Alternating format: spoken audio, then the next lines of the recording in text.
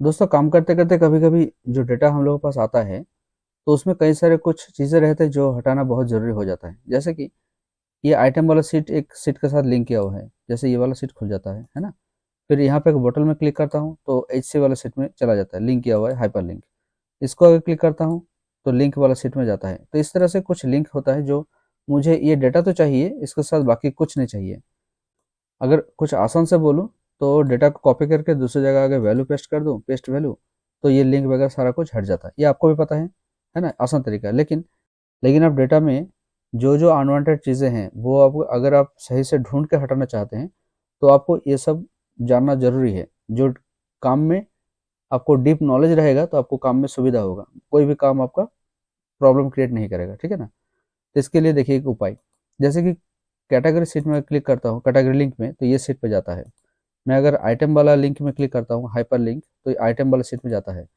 Bottle में hyper link किया हुआ है तो ये एच सी वाला सीट में जा रहा है, ठीक है। इस तरह से हाइपर लिंक नहीं चाहिए। तो मैं अगर इसको हटाना चाहूँ, आइटम सेल के ऊपर क्लिक करके मैं इसको रिमूव हाइपर लिंक करूँगा। लेकिन ये लिंक मान लीजिए सीट में बहुत सारे हो सकता है हजारों में है, तब आप कैसे हटाएंगे? तो उस सिनेरियो में आप क्या करेंगे, सेल पूरा सिलेक्ट कर लीजिए सीट को, और उसके बाद आप राइट क्लिक कीजिए और यहाँ पे मिलेगा ऑप्शन आपको रिमूव हाइपर लिंक्स, क्लिक कर दीजिए। सारा रिमूव हो गया हाइपर लिंक्स, ठीक है।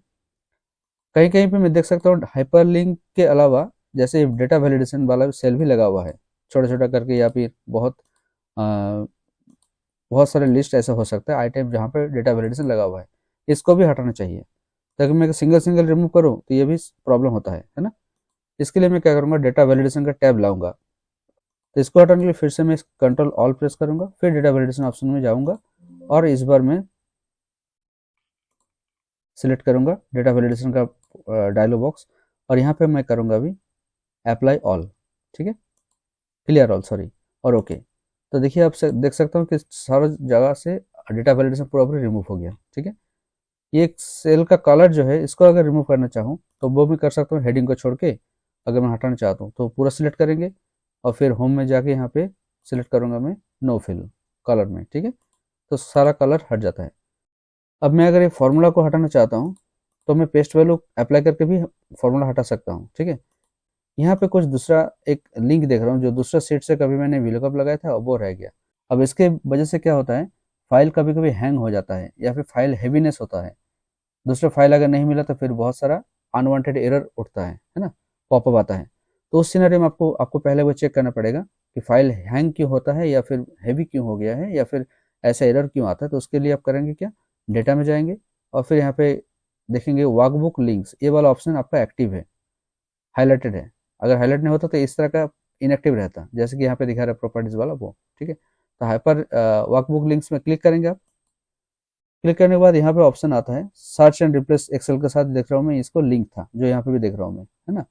तो इसको सिंपली आप राइट क्लिक राइट साइड पाइए और यहाँ पे देखिए ब्रेक लिंक्स, इसको आप क्लिक करके दीजिए, फिर ब्रेक लिंक।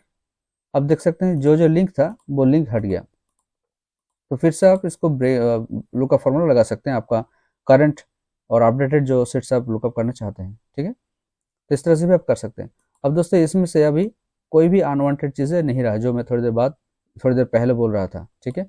कोई लिंक, डेटा वैलिडेशन, कोई फॉर्मूला, कोई दूसरा एक्सेल से लिंक, कुछ भी नहीं है।